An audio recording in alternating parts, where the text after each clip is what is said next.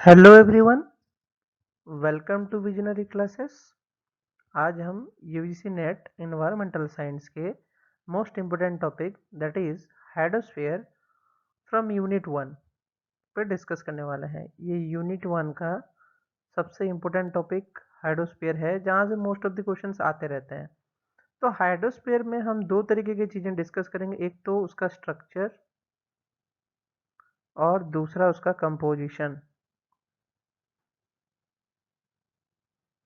जो कि बहुत ज़रूरी है from examination point of view से। तो यहाँ पे असर्शन रीजनिंग के क्वेश्चंस भी आ सकते हैं। आपको केमिकल एलिमेंट्स के सीक्वेंस पूछ सकते हैं जिसमें आपको कंपोजिशन याद करने की ज़रूरत है। तो इस तरीके के क्वेश्चंस आते रहते हैं। तो आइए चलते हैं, डिस्कस करते हैं। So the first thing that we will reading here is the hydrosphere. ठीक है, तो हाइड्रोस्फीयर के बारे में हम जानेंगे। तो हाइड्रोस्फीयर होता क्या है, सबसे पहले ये जानना जरूरी है आपके लिए। ठीक है, एक हाइड्रोस्फीयर होता क्या है। हाइड्रोस्फीयर एक्चुअली में होता क्या है? वाटर फाउंड एबव, देखो above on under the surface of planet, मतलब ऊपर, ठीक है, सतह पे, ठीक है, फिर नीचे, ठीक है, ऊपर, सतह पे और नीचे। तो पानी हमारे तीनों जगह में मौजूद है, क्योंकि आप जानते हो कि एटमॉस्फेयर में वाटर वेपर के रूप में मौजूद है, सरफेस पे वाटर के रूप में मौजूद है, और नीचे तो ग्राउंड वाटर के रूप में मौजूद है। जैसे कि अगर हम अर्थ की बात करें तो ये तो आपको पता है, इसलिए इसका डेफिनेशन इस तरीके से है कि above, on and under the surface of planet. Okay, next point जो वो बोल रहा है दैट इज एस्टिमेटेड वॉल्यूम जो होता है हमारे वाटर का, that is 1408 million cubic kilometre present है। कहाँ पे? अर्थ पे, प्रेजेंट ऑन द अर्थ। तो ये आपको क्लियर हो गया। देखो, ये वैल्यूज याद करना बहुत ज़रूरी है, क्योंकि ये एग्जामिनेशन पॉइंट ऑफ व्यू से कभी भी पूछे जा सकते हैं। तो फिर आता है हमारा वाटर जो होता है किस फॉर्म में होता है? लिक्विड फॉर्म में होता है, फ्रोजन फॉर्म में भी होता है ग्राउंड वाटर में, ओशंस में, लेक्स में और स्ट्रीम्स में। तो लिक्विड और फ्रोजन दो फॉर्म में हो सकता है वाटर। कहाँ पे? एक होता है ग्राउंड वाटर में, एक ओशन में, लेक्स में और स्ट्रीम्स में। ठीक है, वेपर की बात तो बाद में करेंगे। ठीक है, पहले इन सब चीज़ों के बारे में समझो।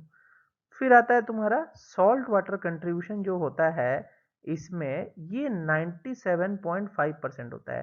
तो अगर 97.5% this amount of salt contribution होगा वाटर में, तो आप पियोगे कैसे पानी? नहीं पी पाओगे। तो most of the water that is present in the planet earth is not suitable for drinking purposes. ठीक है, तो ये पोर्टेबल वाटर नहीं है, पोर्टेबल नहीं है, पीने लायक नहीं है। ठीक है, नॉट पोर्टेबल। फिर आते हैं हम उसके बाद कि फ्रेश वाटर। तो फ्रेश वाटर जो होता है वो कितना परसेंट एक्वाइंट करता है? 2.5%। अब 2.5% में से अगर आप बात करो, 68.7% जो है वो आइस कंट्रीब्यूट कर रहा है, जो कि परमानेंट स्नो एंड कहाँ पे मिलता है? Arctic, Antarctic and mountain glaciers. अब माउंटेन ग्लेशियर्स भी पढ़ो यार, different kinds of mountain glaciers, glaciers, mountains, इनके बारे में जरूर रिवीजन करें। Do revision on the glacier mountains की ग्लेशियर माउंटेन्स कहाँ कहाँ पे मौजूद हैं। फिर अगर हम बात करें, 29.9% जो होता है फ्रेश वाटर वो ग्राउंड वाटर के फॉर्म में मौजूद है। अब उसमें से भी क्या होता है कि ओनली 0.26% जो फ्रेश वाटर है वो इजीली एक्सेसिबल है in the form of lakes, reservoir and river system. चौथी बात अगर हम करें तो एवरेज सैलिनिटी जो होता है अर्थ के ओशन की, वो क्या होती है कि 35 ग्राम्स ऑफ सॉल्ट पर किलोग्राम ऑफ सी वाटर। तो इसको कुछ इस तरीके से लिखा जाता है, 35, ठीक है, ग्राम्स ऑफ सॉल्ट पर किलोग्राम ऑफ सी वाटर।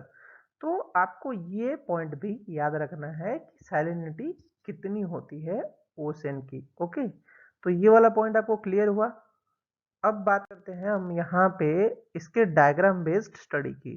तो देखो डायग्राम बनाओ, ठीक है, this diagram is also important. तो ये डायग्राम बना लो या आप उसको पढ़ लो, दोनों में से कोई एक कर लो, कोई दिक्कत नहीं है। आप चाहो तो डायग्राम बना सकते हो, आप चाहो तो उसको पढ़ सकते हो। तो सबसे पहले अगर बोल रहा है कि वो बोल रहा है where is the earth water, कहाँ कहाँ पे मौजूद है। तो ये डायग्राम में आप देख सकते हो, हमने डिस्ट्रीब्यूशन किया है टोटल ग्लोबल वाटर में, फ्रेश वाटर में, surface water and other fresh water. तो टोटल ग्लोबल वाटर में ओशन जो है 96.5% कवर करता है, सलाइन वाटर जो है वो 0.9% कवर करता है, फ्रेश वाटर जो है वो 2.5% कवर करता है। उसी तरीके से ये जो फ्रेश वाटर का पोर्शन है, इसको अगर हम डिवाइड करें तो क्या होगा कि ग्लेशियर एंड आइस कैप जो होंगे वो 68.7% में कवर करेंगे, ग्राउंड वाटर 30% कवर करेगा, and surface and other fresh water जो है वो 1.2% कवर करेंगे। फिर वो सरफेस वाटर जो है वो ground and ice and permafrost के रूप में 69% देगा, लेक जो है वो 20.9% देगा, एटमॉस्फेयर 3% देगा, लिविंग थिंग्स जो है वो 0.26% देगा, रिवर 0.49 देगा, स्वैम्प्स एंड मार्सेस जो है 2.6 एंड सॉइल एंड मॉइस्चर जो है वो 3.8% देगा। तो आपको ये परसेंटेज वाइज डायग्राम जो है ये आपको याद करना है, मैंने पहले ही बता रहा हूँ, क्योंकि ये एग्जाम्स में आने के चांसेस रहते हैं। देखो बेसिकली असर्शन रीजनिंग पे आप रिलाई कर लो, असर्शन रीजनिंग में ये जरूर आएगा, असर्शन रीजनिंग में आने के चांसेस होते हैं इसके।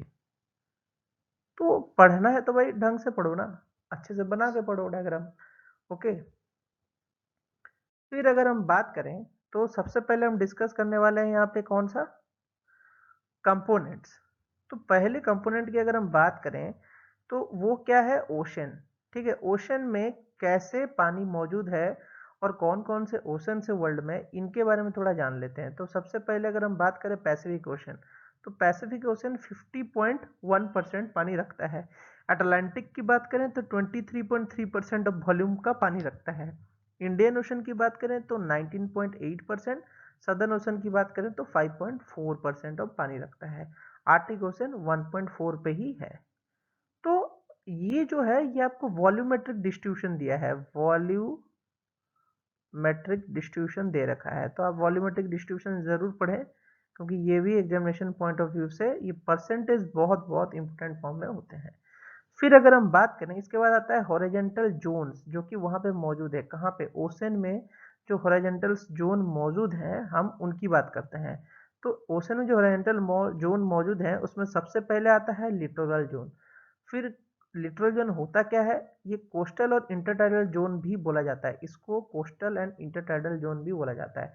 अब इसको कोस्टल एंड इंटरटाइडल जोन क्यों बोला जाता है, क्योंकि ये जो जोन है यहाँ जब भी पानी का हाई टाइड आता है, ठीक है, तो वो क्या करता है, पूरे कोस्ट को कवर कर देता है, और क्योंकि पूरे कोस्ट को वो कवर कर देता है तो बहुत समय तक वहां पे पानी जमा रहता है, इस वजह से उसको कोस्टल जोन बोला जा रहा है।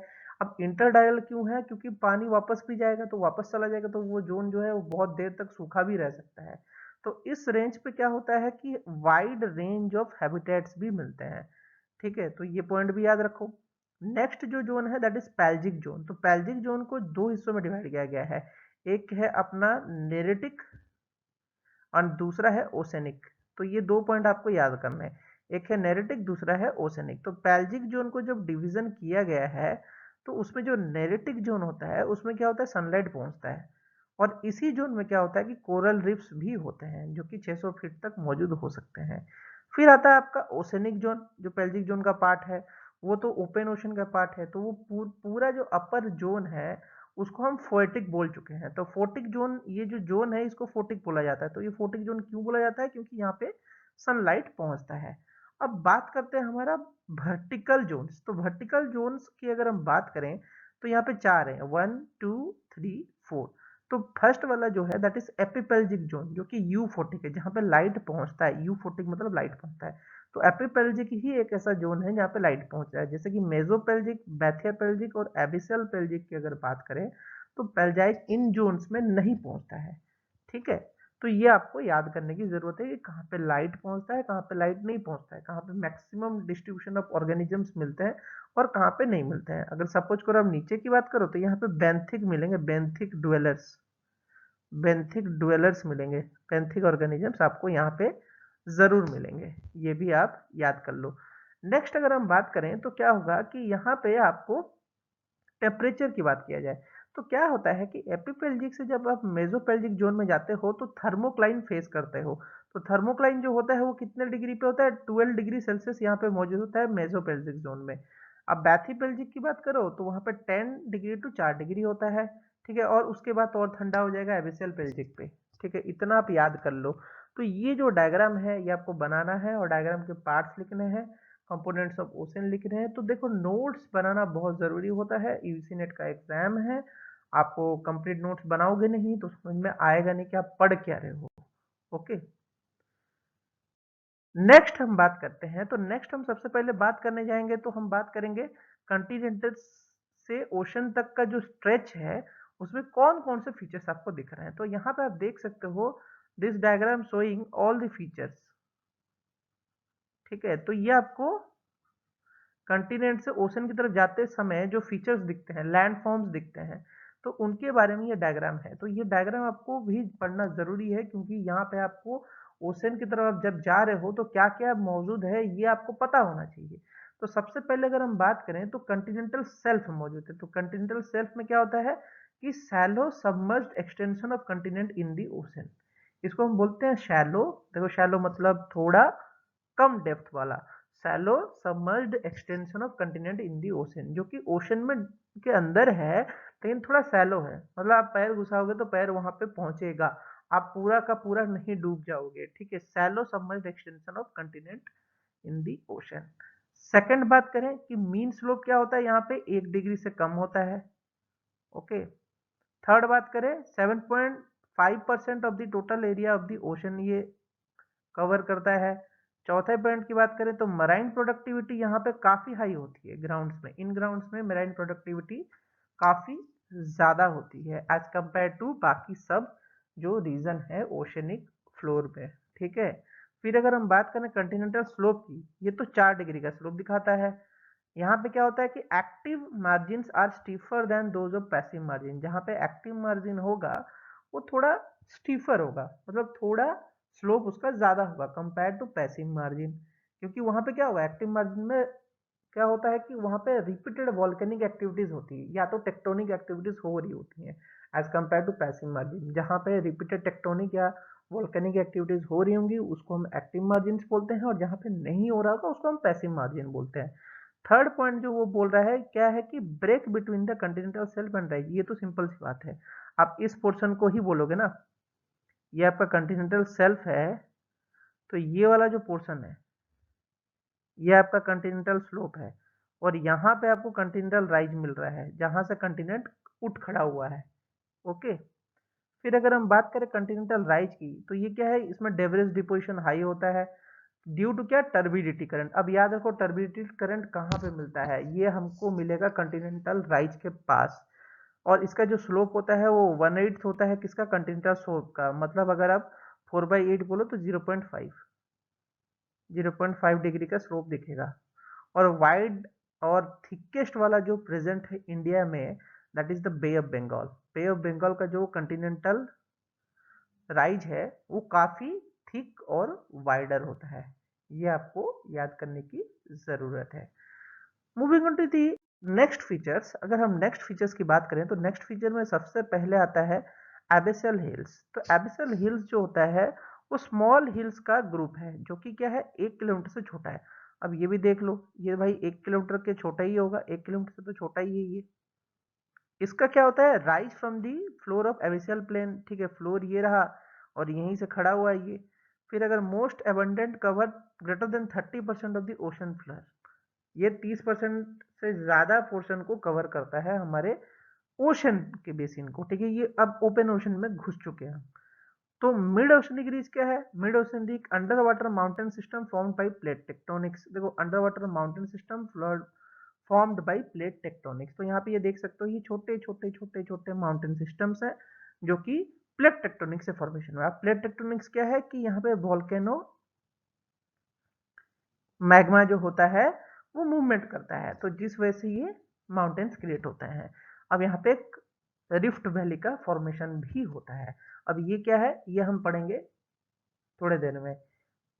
उसके बाद अगर हम बात करते हैं तो ये बोलता है कि consist of various mountain chains, तो यहाँ पे आपको माउंटेन चेन्स भी दिख रहा है, ठीक है, माउंटेन चेन्स है। फिर अगर हम बात करें सबमरीन कैनियन, तो सबमरीन कैनियन क्या होगा, ये जो पोर्शन है जो कि कंटिनेंटल स्लोप में क्या है, कंटिनेंटल स्लोप में एक वैली कट हुआ है, एक वैली कट गया है, ऐसे कटा हुआ वैली, इसको हम सबमरीन कैनियंस भी बोलते हैं। स्टीफ होगा, ये थोड़ा स्टीफ होगा, स्टीफ कट हुआ होगा, तो steep cut valley on the continental slope, इसको क्या बोला जाता है, सबमरीन कैनियन बोला जाता है।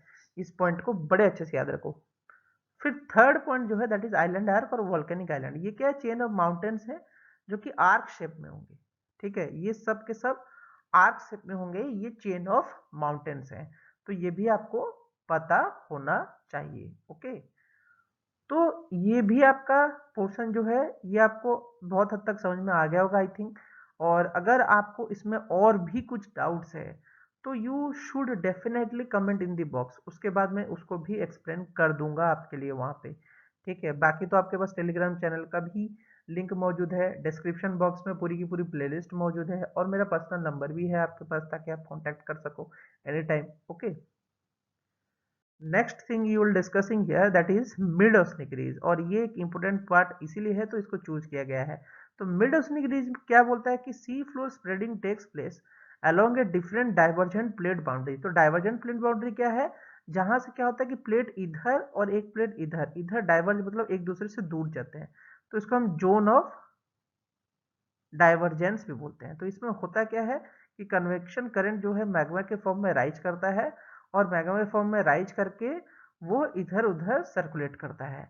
तो मिड ओशनिक रीज जो है इसको हम कैरेक्टराइज जो करते हैं, हम किस तरीके से करते हैं, इसके 4 पॉइंट्स हैं। तो पहला पॉइंट क्या है, बसाल्टिक इरप्शन होता है। अब ये बसाल्ट क्या है ये आपको पता होना चाहिए, अगर आपको पता नहीं है बसाल्ट क्या है, that is a igneous rock, ठीक है। ये एक इग्नियस रॉक है जिसकी डेंसिटी 2.8 नहीं 2.9 ग्राम पर सीसी है, ठीक है। ओसेनिक क्रस्ट में पाया जाता है, ठीक है। फिर अगर इसका इरप्शन हो रहा है तो ये पिलो बसल्ट बनेगा। पिलो बसल्ट मतलब तकिया, पिलो मतलब तो तकिया होता है, तकिए के फॉर्म में ऐसे ओशन फ्लोर में ये पड़ा रहेगा, ठीक है। तो पिलो बसल्ट इसको बोला जाता है इसलिए। फिर अगर हम बात करें, क्योंकि पहले ही बोला गया है कि सैलो रीजन है ये, तो सैलो अर्थक्वेक यहाँ होगा ही होगा। अब इतना भी बड़ा ट्रेमर नहीं आएगा कि हाई रिक्टर स्केल का ट्रेमर आ रहा है, इतना बड़ा ट्रेमर नहीं आएगा। मैग्मा मूव कर रहा होगा तो थोड़ा सा ट्रेमर आता है, इतना बड़ा बड़ा ट्रेमर नहीं आता है। तो सैलो अर्थक्वेक मतलब अर्थक्वेक की जो फोकस होगा वो थोड़ा सैलो होगा। ओके, फिर अगर हम बात करें high heat flows, high heat तो फ्लो करेगा ही, क्योंकि मैग्मा चैम्बर जो है मैग्मा राइज कर रहा है, तो हाई हीट फ्लो तो होना ही है।